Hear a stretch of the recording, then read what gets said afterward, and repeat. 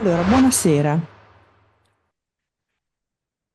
L'avvocato Mario Riccomagno questa sera terrà una conferenza su un argomento di grande interesse. Avevamo cominciato qualche mese fa con una conferenza tenuta dal professor Ferrari del Dipartimento di Economia, che aveva un po', come dire, avviato l'attenzione su questo tema, e cioè della crisi in Mar Rosso, ma vediamo che certamente alcuni elementi che erano stati delineati in quell'occasione avevano davvero bisogno di essere approfonditi e esaminati da più punti di vista, e infatti questa sera Mario Ricomagno ci parlerà proprio degli effetti sugli scambi commerciali internazionali, e altro punto importante è sulla libertà di navigazione.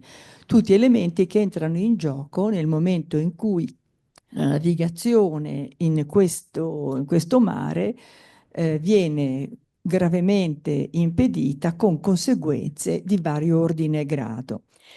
L'avvocato Ricomagno è specializzato, come molti dei presenti sanno, in diritto dei trasporti, in contenzioso internazionale e arbitrato, ricopre vari incarichi presso associazioni professionali e internazionali, e vedremo sicuramente con grande interesse e curiosità ciò che ci racconterà questa sera. Grazie.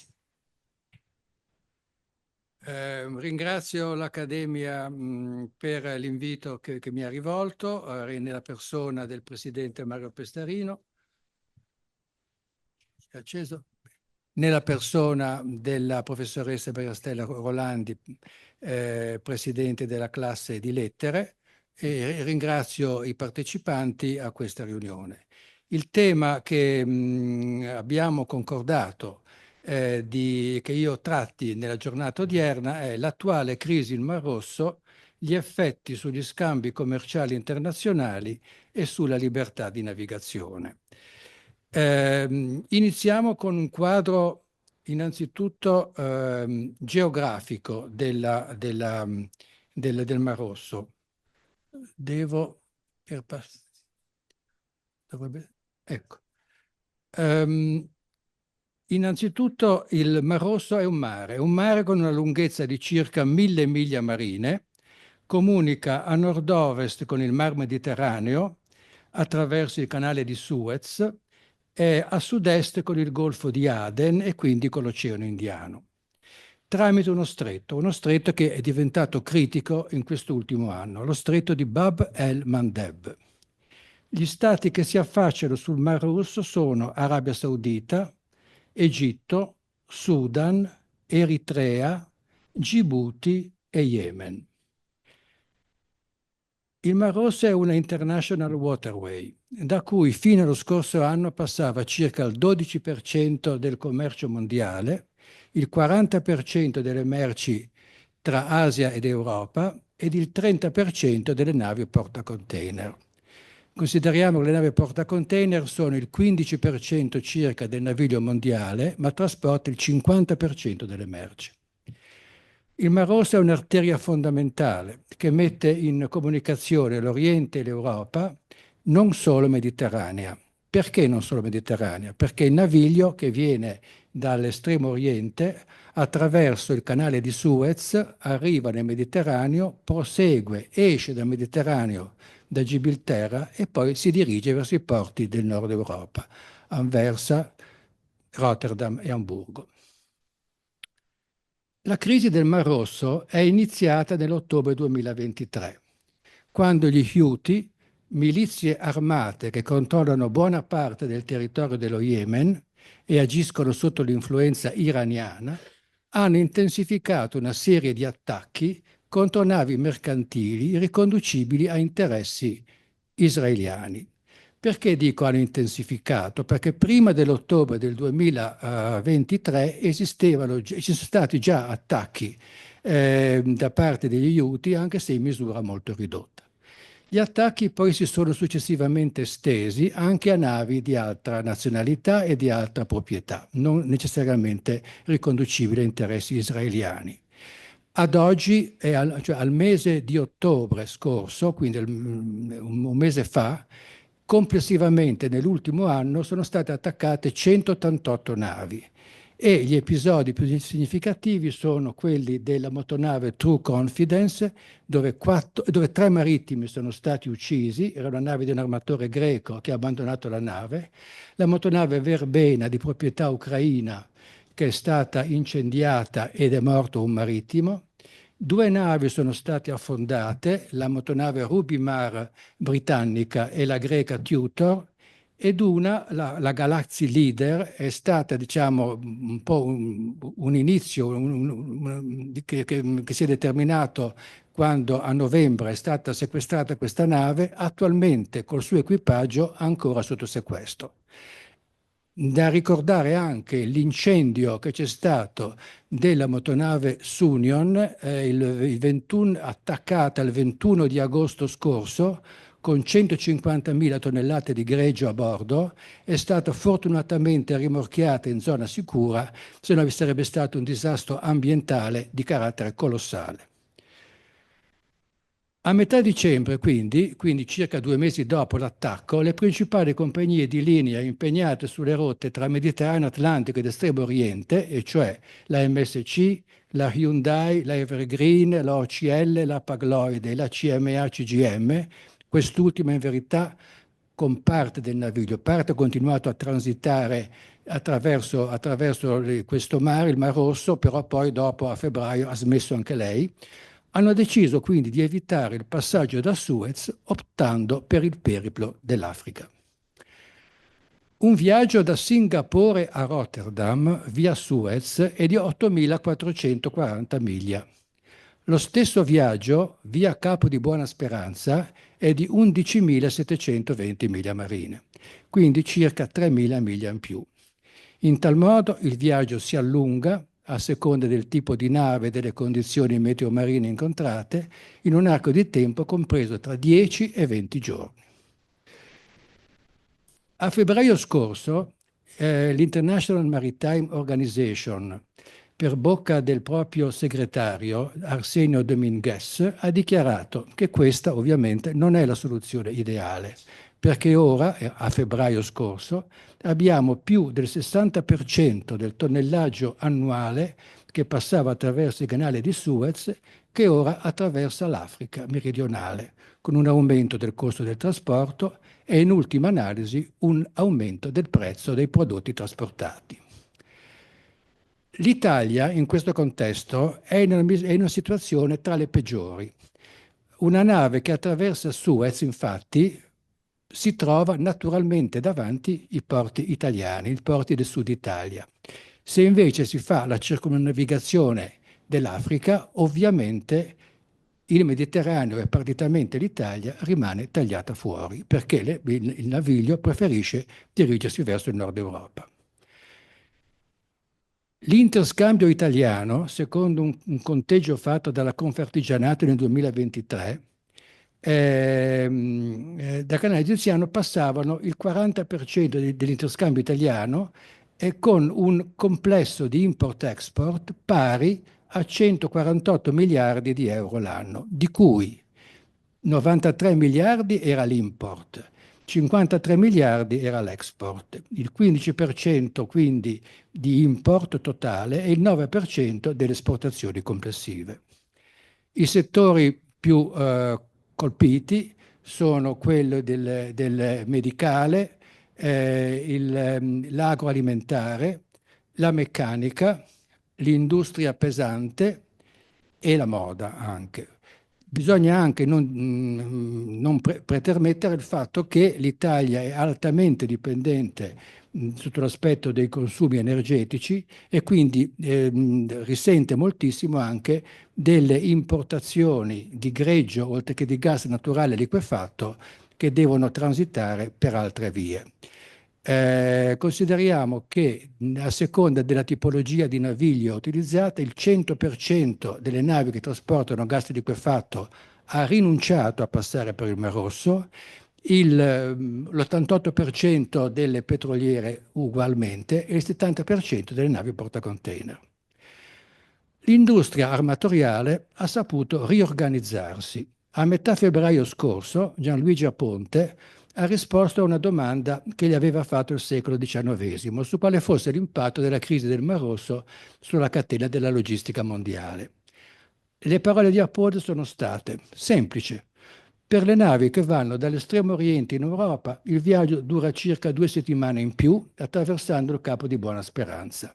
E questo assorbe le navi, nel senso che diventa più difficile garantire partenze regolari. Se prima un armatore faceva 40 partenze a settimane dalla Cina all'Europa, ora se ne fanno 30. Quindi automaticamente c'è poco spazio sulle navi e i noli salgono. La visione comunque di Aponte non era pessimistica, ha escluso che ci fosse un congestionamento dei porti a causa di questo fatto e quindi anche un impatto negativo sulla logistica e sul commercio mondiale perché, parole sue, sul mercato troviamo sempre una soluzione. Idem il presidente di Assarmatori, Stefano Messina, che ha dichiarato che il trasporto marittimo è un'infrastruttura flessibile ed estremamente resiliente e sa adattarsi in modo veloce ai cambiamenti in corso per continuare a offrire un servizio regolare ed efficiente. In realtà gli armatori hanno dovuto far fronte a un aumento che dipende dall'allungamento del viaggio di circa il 33% sul costo del carburante e dei cosiddetti charter costs, che sono sostanzialmente l'equipaggio, le scorte, la gestione, l'amministrazione e la locazione dei contenitori. Di converso, gli armatori hanno risparmiato sul mancato pedaggio attraverso il canale di Suez e non hanno dovuto pagare la maggiorazione di premio assicurativo per i war risks. Le compagnie comunque hanno saputo riorganizzarsi offrendo maggior stiva e quindi le alleanze principali sono state una già di circa 10 mesi fa tra Maersk e Hapag-Lloyd, la Gemini Cooperation, ed è recentissima l'entrata di MSC in Premier Alliance con la giapponese One, con la sudcoreana Hyundai Merchant Marine e con la taiwanese Yangmin. Parliamo un attimo del mercato dei noli. Il mercato dei noli ha avuto un picco tra novembre 2023 e fine gennaio 2024, quando un container da 40 piedi da Shanghai a Genova era aumentato di 4 volte. Passava dai 1.400 dollari pre-crisi ai 6.400 dollari di quel periodo.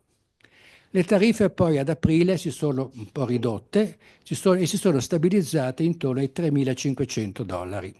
La ultima stima del World Container Index, diffuso il 17 di ottobre, dà una tariffa sulla rotta tra Shanghai e Genova di 3.438 dollari. Comunque sono prezzi che sono 2,5 volte più alti rispetto al periodo della pre-crisi. Tutto questo ha avuto un riflesso sui beni e sui servizi importati o esportati e quindi anche sull'inflazione. Il Fondo Monetario Internazionale ha fatto uno studio sull'effetto che hanno i trasporti marittimi e l'aumento dei noli sui livelli generali dei prezzi e ha dichiarato che uno shock di portata simile all'attuale ha una ricaduta sui prezzi che fa crescere i prezzi dell'1% entro 12 mesi. Quindi la situazione allo stato attuale è incerta e anche le stesse banche centrali, con particolare riferimento alla BCE, non sono in grado di prevedere le tempistiche e l'intensità della riduzione dei tassi di interesse. Dal punto di vista invece degli interessati al carico dell'import-export, bisogna non dimenticare che l'economia marittima è uno dei pilastri su cui si regge l'insieme del sistema commerciale nazionale, europeo e anche internazionale. La BCG, che è un organismo, una multinazionale che è un leader nella consulenza strategica, ha recentemente pubblicato un white paper dal titolo What Next for Container Shipping in the Red Sea Crisis, la quale prevede che l'industria ormai abbia compreso che la crisi non è una crisi di breve momento e quindi investe in strategie di resilienza. Come reagisce l'industria? Innanzitutto, sul breve adotta approcci più flessibili sul piano della logistica. Quello che erano le consegne just in time sono, per così dire, più rilassate, non hanno più, diciamo, la rigidità che avevano in precedenza. Si fa più magazzino di merci o di conseguenza, si diversificano le opzioni di trasporto e vi è anche un investimento in nuove tecnologie per ottimizzare rotte e prezzi. Sul lungo termine, invece, si ha una rilocalizzazione della produzione e il cosiddetto reshoring, cioè gli impianti produttivi si cerca di stabilirli e impiantarli, diciamo, in zone geografiche più vicine ai porti poi di consegna, ai luoghi di consegna delle merci, e una maggiore integrazione tra trasporto marittimo, aereo e terrestre. Non dimentichiamoci anche, e questo taglierebbe comunque fuori il Mediterraneo, che è allo studio la cosiddetta rotta artica a causa del riscaldamento del clima, che permetterebbe dal Far East, dall'estremo oriente, le rotte attraverso la rotta artica verso il nord Europa. Questo chiaramente, come dicevo, penalizza ampiamente il sud Europa. La portualità è un discorso a parte. Nel primo trimestre del 2024 ha registrato una flessione del 3,2%, su cui però Alessandro Pitto, presidente della Fedespedi, ha dichiarato che pesa l'andamento poco brillante del commercio internazionale in generale sui primi 2 mesi dell'anno. È comunque un dato di fatto che il transito nel canale di Suez si siano drammaticamente ridotti nella misura intorno al 60%, sono quindi calati i porti del Mediterraneo serviti direttamente dai grandi carriers internazionali. Cosa vuol dire? Che le compagnie di linea con le navi provenienti dall'estremo oriente usano i porti all'imboccatura del Mediterraneo, e cioè a Gibilterra, partitamente i porti di Algeciras in Spagna e Tanger in Marocco, li trasbordano le merci su navi, i container su navi feeder, e da lì su navi feeder i container arrivano al centro Europa al centro Mediterraneo e Mediterraneo orientale. Questo, come si comprende, comporta una maggiorazione di costo e favorisce i porti del Nord Europa. L'aspetto giuridico, questo è tutto l'aspetto, chiamiamolo economico, commerciale, in precedenza descritto. Adesso parliamo un po' degli aspetti di carattere giuridici. Il punto critico del Mar Rosso è lo stretto di Bab el-Mandeb, che è interamente coperto dalle acque territoriali di Yemen a oriente e Gibuti a occidente. L'articolo 17 della Convenzione delle Nazioni Unite sul diritto del mare del 1982 stabilisce che tutte le navi battenti qualsiasi bandiera possono transitare in tale spazio di mare esercitando il cosiddetto diritto di passaggio inoffensivo, che deve essere continuo e costante. A loro volta, gli stati costieri dello stretto non sono tenuti a esercitare alcuna discriminazione, sia di diritto che di fatto, contro navi di qualunque Stato o contro navi adibito al trasporto di merci provenienti da qualunque Stato per conto di esso. Articolo 24 della Convenzione sul diritto del mare.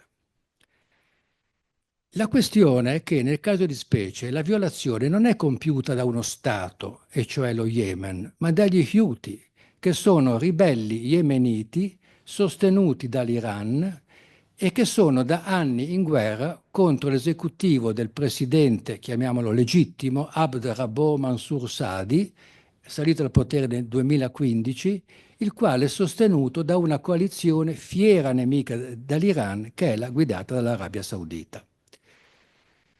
Sul piano giuridico non è facile la qualificazione degli Houthi, in quanto non sono combattenti legittimi riconoscibili dalle convenzioni di Ginevra, dalle 4 convenzioni di Ginevra del 1949, che costituiscono la base del diritto internazionale umanitario.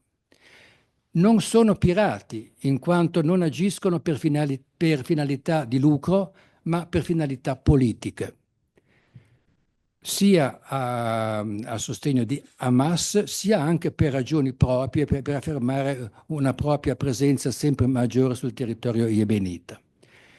Non sono neanche qualificabili come terroristi marittimi in senso stretto, ai sensi della Convenzione di Roma del 10 marzo 1988 sulla repressione di atti illeciti contro la sicurezza della navigazione, la quale è applicabile ad atti singoli di terrorismo e non una serie di atti pianificati come sono quelli, e in forma continuativa, come sono quelli attualmente in essere da oltre un anno. In questa situazione, il 10 gennaio 2024, il Consiglio di sicurezza delle Nazioni Unite ha approvato una risoluzione molto nota, la risoluzione 2722, che condanna gli attacchi che minano il diritto, nonché la pace e la sicurezza internazionale. Nella risoluzione si legge che il Consiglio di sicurezza prende atto del diritto degli Stati membri di difesa delle proprie navi dagli attacchi. Qualcuno ha interpretato questa risoluzione come un sostegno all'operazione anglo-americana Prosperity Guardian, che è una task force appunto a guida anglo-americana, che è stata istituita nello scorso dicembre per proteggere il naviglio commerciale nel Mar Rosso, il naviglio commerciale di ogni nazionalità. La missione Prosperity Guardian è ora diretta dalla portaerei statunitense Theodore Roosevelt, che ha in dotazione aerei FA-18 che colpiscono le basi Houthi nello Yemen. Sul piano giuridico, però, vi sono delle ambiguità, nel senso che la espressione contenuta nella risoluzione 2722, diritto di difesa, che è stata ampiamente negoziata quando è stata redatta la risoluzione, è foriera di ambiguità, appunto, perché non fa un esplicito e chiaro riferimento, come avrebbe dovuto fare, all'articolo 51 della Carta delle Nazioni Unite, che disciplina l'unico caso in cui è legittimo l'uso della forza nelle controversie internazionali, e cioè il diritto di autotutela. L'articolo 2 della Carta delle Nazioni Unite esclude, o meglio, dichiara che le controversie tra Stati vanno risolte in maniera pacifica. L'unico caso in cui si applica lo ius ad bellum è quello previsto dall'articolo 51, che è quello del diritto di autotutela. L'articolo 51 infatti recita come segue: nessuna disposizione del presente statuto pregiudica il diritto naturale di autotutela individuale o collettiva nel caso che abbia luogo un attacco armato contro un membro delle Nazioni Unite, fintanto che il Consiglio di sicurezza non abbia preso le misure necessarie per mantenere la pace e la sicurezza internazionale. Quindi, nell'immediato il diritto di autotutela è legittimo fino a che il Consiglio di sicurezza poi non adotta delle risoluzioni più ferme e definitive e sicure. Quello che però è incerto è l'ambito applicativo di questa risoluzione, perché innanzitutto bisogna ricordare che la risoluzione è stata approvata da 11 Stati con l'astensione di 4 Stati, tra cui la Russia. In secondo luogo, bisogna interpretarla, si può interpretare in maniera, direi, molto ampia. In senso restrittivo è limitata solamente alla difesa del naviglio attaccato nel Mar Rosso. In senso estensivo giustifica anche delle azioni offensive sul territorio yemenita contro le basi dello Yemen, sulle basi Houthi. È quello che effettivamente succede. Di fatto le forze anglo-americane hanno bombardato e bombardano le basi Houthi in territorio yemenita. Quello che va fatto chiedersi è se, ai sensi sempre dell'articolo 51 della Carta delle Nazioni Unite, la controffensiva attuale sia la legittima risposta a un attacco armato nel senso appunto che ne dà questa normativa. Vari punti sono da discutere. Primo punto, non sembra dubitabile che il diritto di legittima difesa venga in essere anche quando gli attori dell'attacco armato siano soggetti non statali. Infatti l'articolo 51 non dispone espressamente che la difesa deve essere portata contro un attacco di uno Stato. Quindi anche quando vi sono soggetti che non, diciamo, bande armate o comunque soggetti che non sono espressione armata di uno Stato legittimo, nonostante ciò la controffensiva è pur sempre giustificabile. Secondo punto, più delicato, è la disamina se il diritto all'autodifesa contro gli Houthi sia stato esercitato correttamente secondo il diritto internazionale. Qui abbiamo una serie di pronunce della Corte internazionale di giustizia, la più importante delle quali è quella Oil Platforms del 2003, nel caso Republic of Iran versus United States of America, e che è stata originata dalla distruzione di due piattaforme fatte dagli Stati Uniti iraniane come conseguenza all'attacco da parte di iraniani contro un mercantile statunitense durante la guerra del Golfo, e in questa pronuncia la Corte ha affermato due principi. Primo, che l'attacco armato deve superare una certa soglia di gravità per giustificare la controffensiva. In secondo luogo, che la controffensiva deve essere necessaria e proporzionata. Calando questi due principi al caso di specie, potrebbe dirsi che, quantunque gli attacchi siano singoli, si inseriscono in un programma di vasta portata contro il naviglio commerciale generale, per cui la reazione difensiva parebbe giustificata. Quello che è il punto delicato è se, sempre sul piano della legittimità, la difesa esercitata principalmente dalle forze aeronavali statunitensi sia consentita anche quando la nave attaccata non batte la bandiera dello Stato che esercita la controffensiva, cioè gli Stati Uniti. La Corte internazionale di giustizia, in un altro caso famoso, il caso Nicaragua del 1986, pronuncia abbastanza risalente, ma comunque una pronuncia importante e sempre attuale, ha dichiarato che nel diritto internazionale consuetudinario non esiste alcuna norma che permette l'esercizio della legittima difesa collettiva in assenza di una richiesta da parte dello Stato che ritenga di essere vittima di un attacco armato. Quindi sembra che l'esercizio di autotutela, allorquando non venga richiesta l'assistenza, sia illegittimo.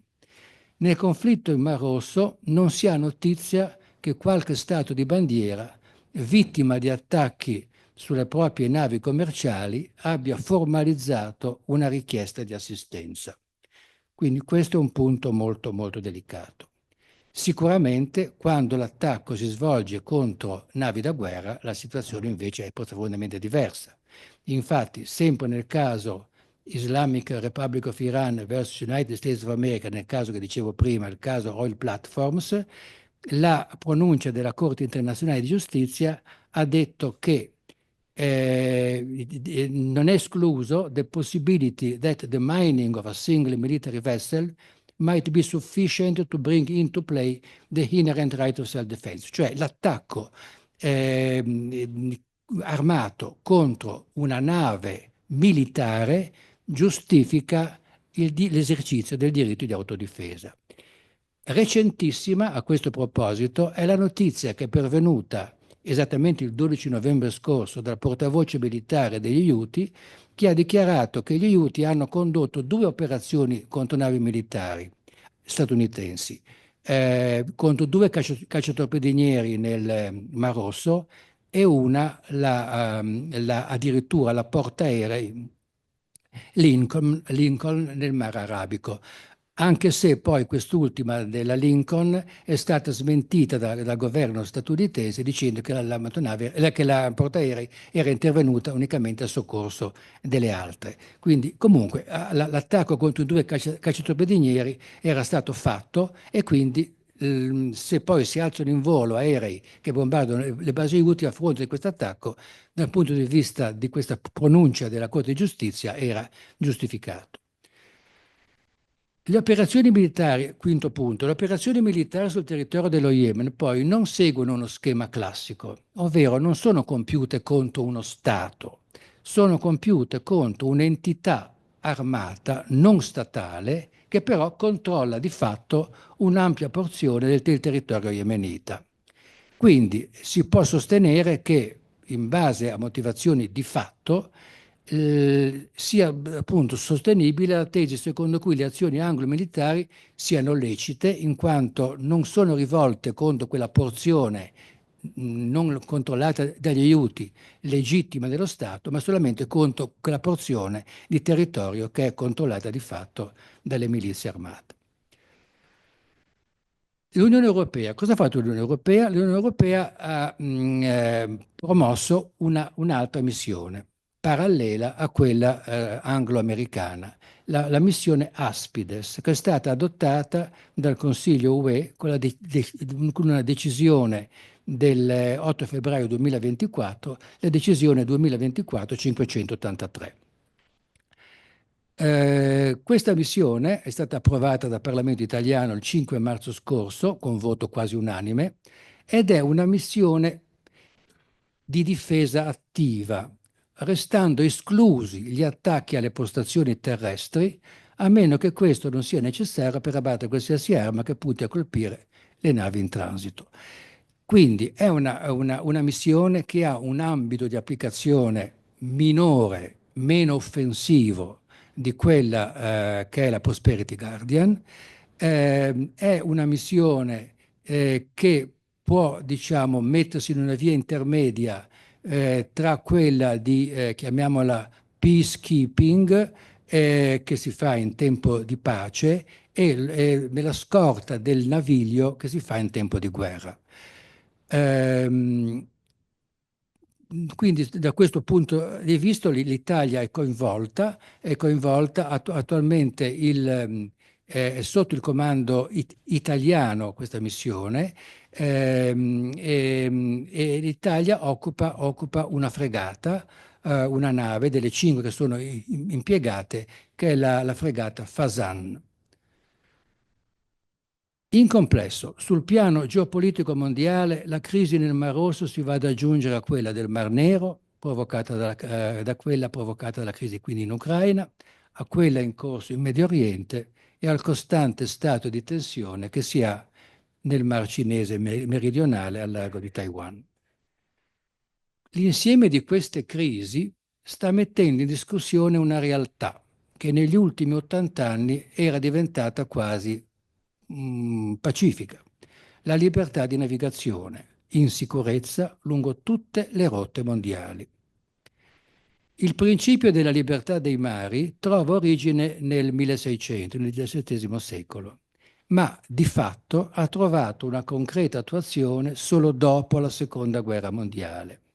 Fino ad allora proteggere le navi mercantili con mezzi militari era una necessità.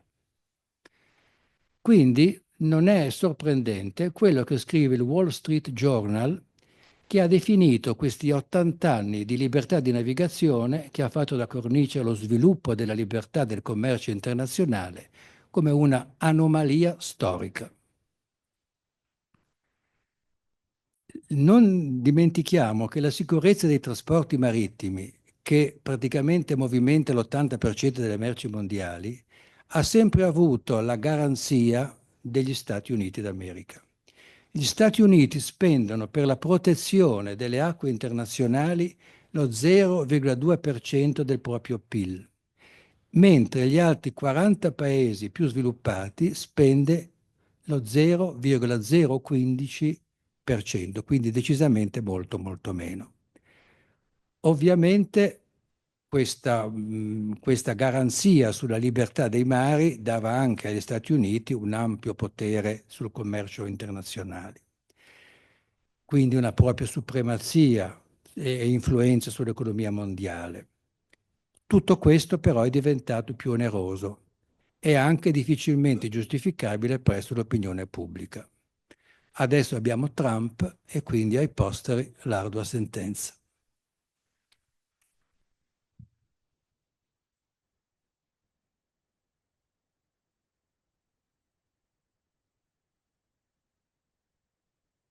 Come prevedevo, questa conferenza dell'avvocato Ricomagno è piena di spunti e davvero molto molto interessante. Ci sono domande, ci sono richieste di chiarimento. Io mi domando questo. Allora, Trump, ardua sentenza. Chi potrebbe prendere il posto se va avanti l'ipotesi trampiana di tornare a un super protezionismo americano, perché gli Stati Uniti sono stati lungamente protezionisti, anche questo la storia lo insegna. Chi potrebbe prendere, volendolo, il posto degli Stati Uniti nella protezione, tra virgolette, dei mari? Questa è una domanda che noi oggi ci poniamo. Anche perché la seconda domanda è questa: ma gli Houthi non attaccano qualunque naviglio, ma un navigli determinate, navigli, chiedo scusa di una terminologia un po' letteraria, ma navi di una determinata bandiera. Domando. Allora, Oppure ne risparmiano una componente. gli Houthi, almeno secondo statistiche che vengono fatte, lasciano transitare abbastanza agevolmente navi, diciamo, del Far East, navi dell'Estremo Oriente, navi cinesi. Le navi invece europee sono quelle più esposte. E poi dipende anche dalla tipologia di navi, dalle merci che trasportano, ovviamente, quindi fanno già un'ampia selezione. Però ecco, diciamo che con sicurezza non possiamo dire quali sicuramente quelli che sono, diciamo, gli obiettivi grossi, sono sempre stati, sono gli obiettivi israeliani e comunque di tutte le forze che aiutano in qualche modo Israele direttamente o indirettamente. Quindi, diciamo, il naviglio cinese che trasporta verso l'Italia o verso il sud Europa o verso anche i mari del nord attraverso Suez e Gibilterra, diciamo, potrebbero essere in qualche modo più, diciamo, giustificati. Però in questo momento non possiamo sapere. Quanto alla domanda chi prenderà il posto degli Stati Uniti, premesso che Trump, con questo isolazionismo di cui si dichiara di farsi voler portabandiera, intende rispettarlo, io non sono in grado di poter sapere se ci sarà, se c'è, ma non credo neanche, una potenza così egemone da prendere automaticamente il posto. Si assisterà a un periodo in cui il controllo della libertà la libertà dei mari e il controllo degli stretti, che sono i colli di bottiglia più delicati, e diventano proprio uno strumento geopolitico di offesa, di attacco, di negoziazione e di ricatto anche. Quindi in questo momento non siamo in grado di poterlo sapere.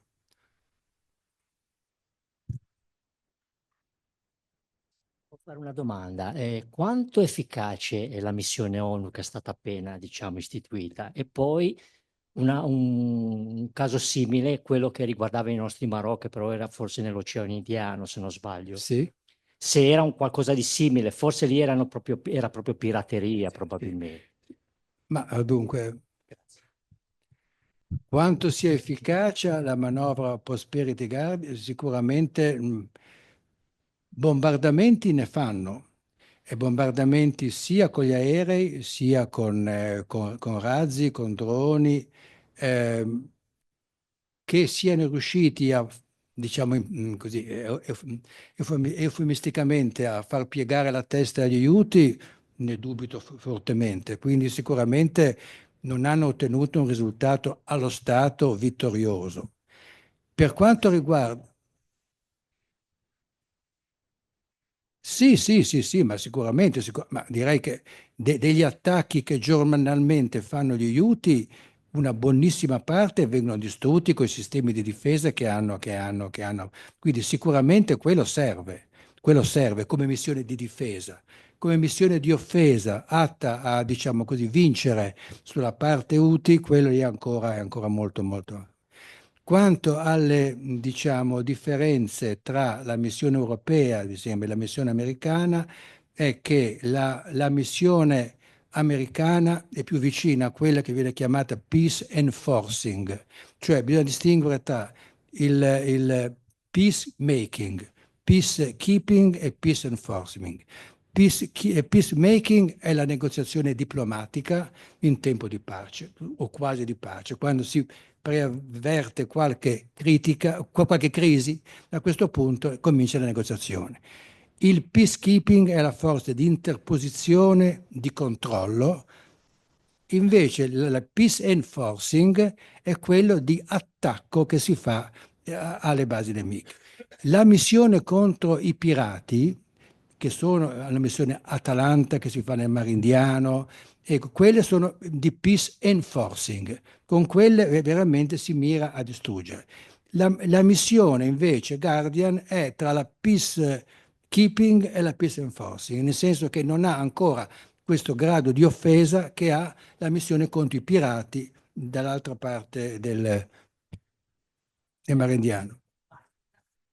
Come mai i nostri, diciamo, Marò hanno avuto dei problemi dal punto di vista legale? Perché poi sono stati incriminati, sono stati Ma quello è stato incarcerati. ma quello in India, dice Sì, quello. quello in Ma India, quella sì. è tutta una fattispecie diversa perché non era in una situazione di bellica come può essere questa. Esatto. E quella era una situazione di pace dove, a sentire quelle che sono state le notizie, da parte della Marina italiana è stata presa a cannonate un'imbarcazione Perché è con dei marini. scambiata per pirateria, Sì, una ecco, cosa del diciamo genere, che un esattamente. fenomeno Quindi di da pirateria. quello poi la nave è stata fatta entrare nelle acque territoriali indiane, l'hanno Ho messa capito, sotto sequestro, hanno imprigionato. Quindi è una situazione come completamente. fattispecie totalmente diversa da questa, anche perché quello era stato un episodio isolato. Sì, sì, sì. Invece qua abbiamo una situazione che perdura da oltre un E quindi anno, da quasi un assolutamente anno. non prevista a livello legale e internazionale, Sì, sì, sì. quella dei nostri Marò, ho capito. Prego, signora. Non so se è possibile, ma l'Egitto in tutto questo ne ha senz'altro un danno, penso, perché economicamente, non L'Egitto? passando per il canale di Suez, ha un coinvolgimento in questa difesa o non è in grado, non vuole, non può fare Allora, nulla? legittimo è la vittima maggiore di tutta questa situazione, perché l'Egitto non percepisce più quelli che erano i diritti di pedaggio che percepiva in precedenza. In un anno sembra, secondo statistiche fatte, che abbiano perso 6 miliardi di dollari di pedaggio. Nel mese di agosto è stata fatta una stima che in quel mese c'è stato un transito di 30 navi, 35 navi, a fronte del doppio dell'anno precedente. Quindi stanno perdendo traffico in maniera enorme. Consideri che diciamo, i revenues, diciamo, l'utile che deriva dai diritti di pedaggio è complessivamente superiore alle entrate fiscali dello Stato egiziano. Quindi per gli egiziani il pedaggio è veramente una fonte di reddito fondamentale e su quello hanno il 60% di navi in meno. Quindi questo dimostra in che situazione tragica l'economia egiziana in questo momento si trova.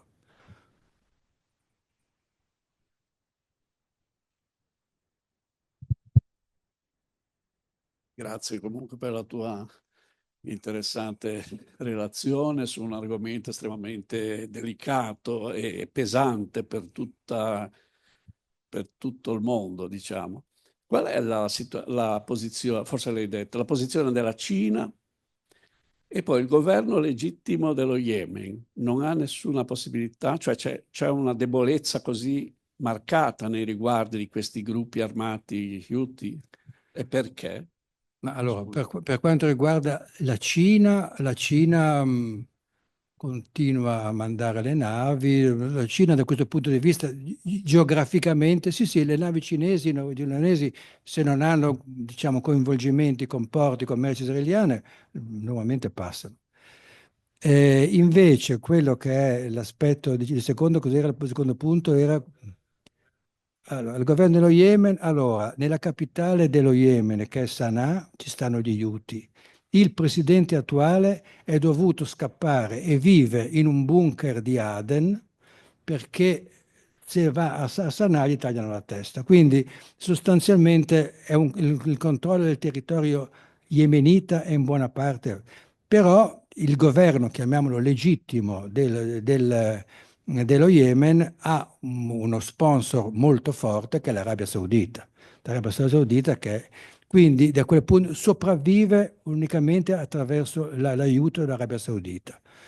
Attualmente, anche tramite gli Stati Uniti, apparentemente, sembra che ci sia una negoziazione in corso tra le due potenze, tra Iran e Arabia Saudita, per risolvere la situazione. Però sono quelle situazioni, sono voci che arrivano, ma non sono controllate. Comunque, diciamo che lo Yemen è un territorio in buona parte perso dal punto di vista della legittimità come Stato autonomo.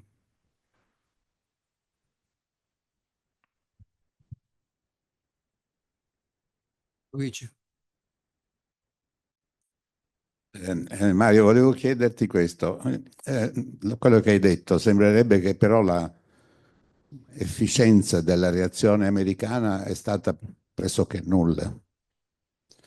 Cioè, vuol dire, gli Houthi sì, sono dei ribelli organizzati, ma la potenza navale e aerea americana è tale che se volessero, nel giro di un mese li distruggono, ma non l'hanno fatto. Seconda domanda, gli Houthi devono avere un sistema informativo che gli informa se è una nave cinese piuttosto che italiana, perché quando sei per mare non è che vedi la bandiera. Quindi devono avere un sistema informativo che gli dice quella nave è cinese, quindi lasciatela stare, quell'altra è italiana, attaccatela. Sì, sì, il sistema per sapere la proprietà della nave, per esempio la prima nave attaccata, la Galaxy Leader, quella che adesso è da un anno diciamo, sotto sequestro con il suo equipaggio, 25 persone, diciamo, nelle mani dello Houthi, quello batteva bandiera formalmente di Bahamas, era una società di armamento giapponese, però i proprietari, l'equity holding dietro era di un magnate israeliano. Quindi sono cose che si possono venire a sapere. Si possono venire a sapere. Quindi, poi per quanto riguarda invece il discorso dell'efficacia degli Stati Uniti, io credo che questo risenta proprio del fatto che loro tutto sommato devono muoversi in un ambito di legittimità e quindi siccome la risoluzione delle Nazioni Unite non è di peace enforcing, in qualche modo gli attacchi che fanno sanno che sono proprio borderline in un certo modo. Comunque, dal punto di vista difensivo, gli americani hanno dei sistemi, diciamo, di autodifesa del naviglio che attraversa il Mar Rosso molto sofisticati e quindi, come dicevo, buona parte di questi droni, razzi che vengono mandati dagli aiuti finiscono in mare o vengono distrutti, perché vengono deviati proprio. Ci sono dei sistemi molto sofisticati che evitano questo, però ovviamente 188 navi fino a ottobre scorso sono state colpite.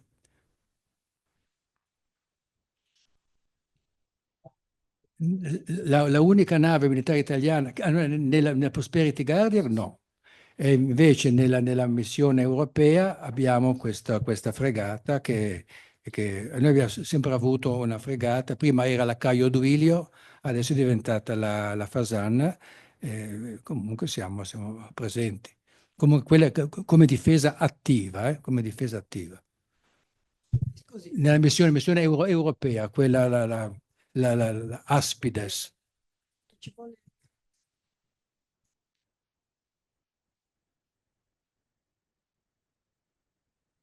Ci sono altri interventi? Altre... Scusi, non ho capito chi. Ah, chiedo scusa. Non è- Ciao. Ciao Marco. Prego. Che è presumibile che i più interessati a risolvere questa situazione siano gli egiziani, giustamente, no? Perché hanno un danno economico veramente elevato. E quali sarebbero, qualcosa lo presumiamo già, quali sarebbero le ragioni principali per cui l'Egitto non si muove assolutamente in questo contesto? Credo che l'Egitto, diciamo, i suoi sforzi diplomatici per quello che possono essere utilizzati li stia facendo. Io non... no. Intervento militare proprio, eh. Come intervento militare non mi risulta che ci siano navi egiziane. Considera che c'è il Trattato di Costantinopoli del 1888 che dispone che nel canale di Suez ogni nave di qualsivoglia nazionalità con ogni tipo di carico, chiaramente lecito, ha il diritto di transitare, però questo è un principio astratto. Tutto da vedere, insomma. Va bene, grazie. Prego.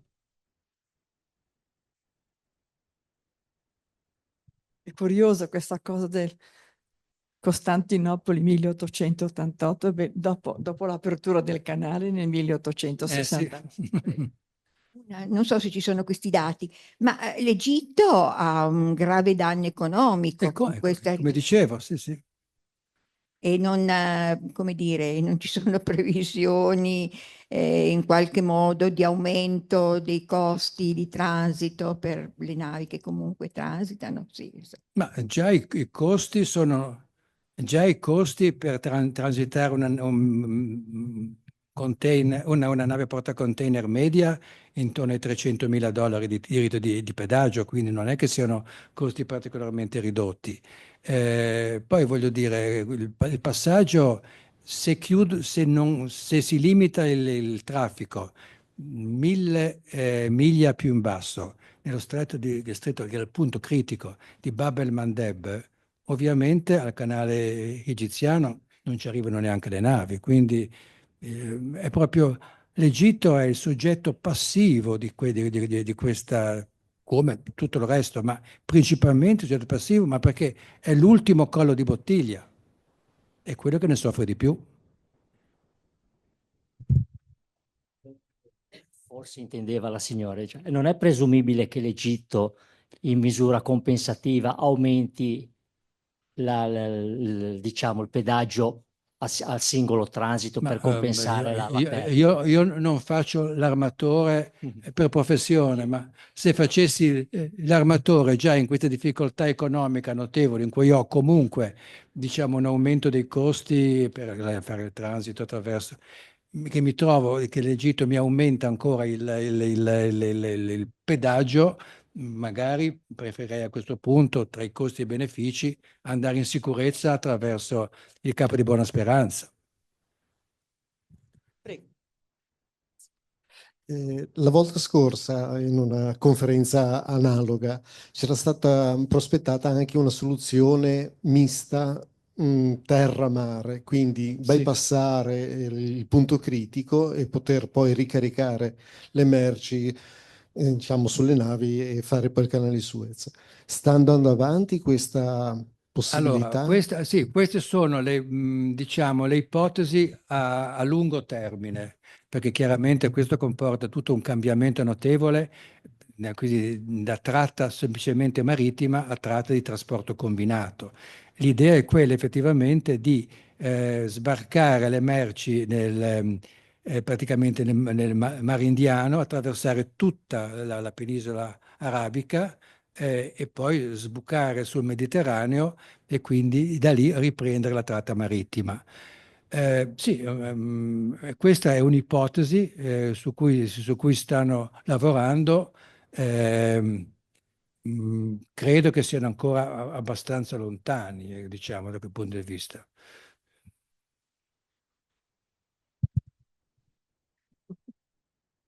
Non è semplice.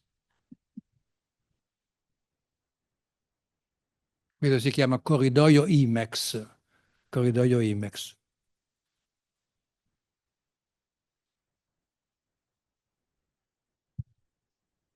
Chiedo scusa.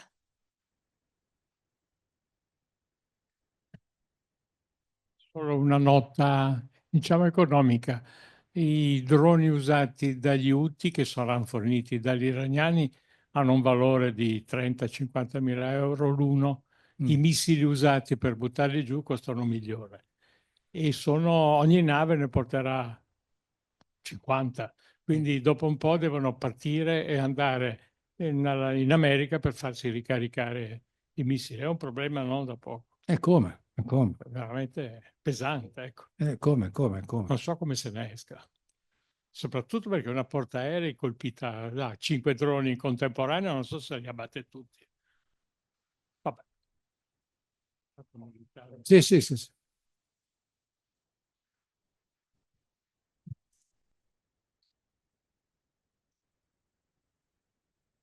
Bene, mi sembra di capire non solo che abbiamo avuto un quadro molto interessante, molto articolato, ma che contemporaneamente e che ci consente di seguire con un po' più di consapevolezza quello che avviene o quello che ci raccontano che avvenga, ma comunque sarà questo, diciamo, l'inizio, potrebbe essere l'inizio di altre conversazioni di cui siamo molto grati.